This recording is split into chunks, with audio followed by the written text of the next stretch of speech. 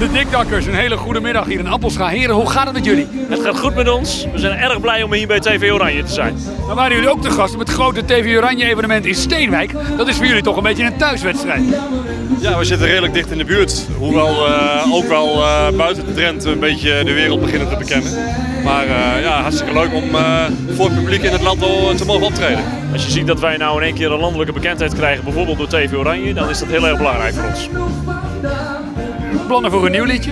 Ja, we zijn alweer volop bezig. En we kunnen wel iets verklappen, het wordt weer iets met een dans.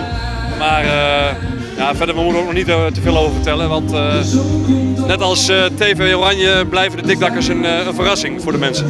Nou zijn jullie met z'n tweeën een duo, dat is vaak als je met z'n tweeën bent. Maar is dat ook gezellig onderling?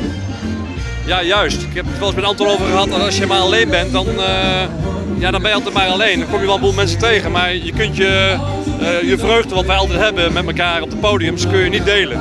Met andere mensen wel, maar ja, het is wel heel leuk om met elkaar dit werk te doen.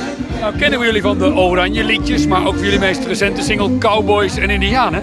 Het is altijd feest met de Dikdakkers. Ja, we zien wel dat we met Cowboys en Indianen weer een heel breed publiek weten te benaderen. En daar zijn we heel erg blij mee. Hoe is dat liedje ontstaan?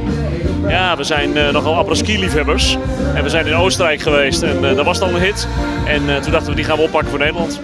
Kom, pak je lasso maar. Zo vangen Cowboys Indianen. We rijden over prairies. Steeds op zoek naar avontuur.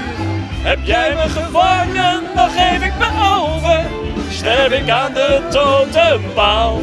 Kom, pak je lasso maar en vang me helemaal. Oké dan, dankjewel.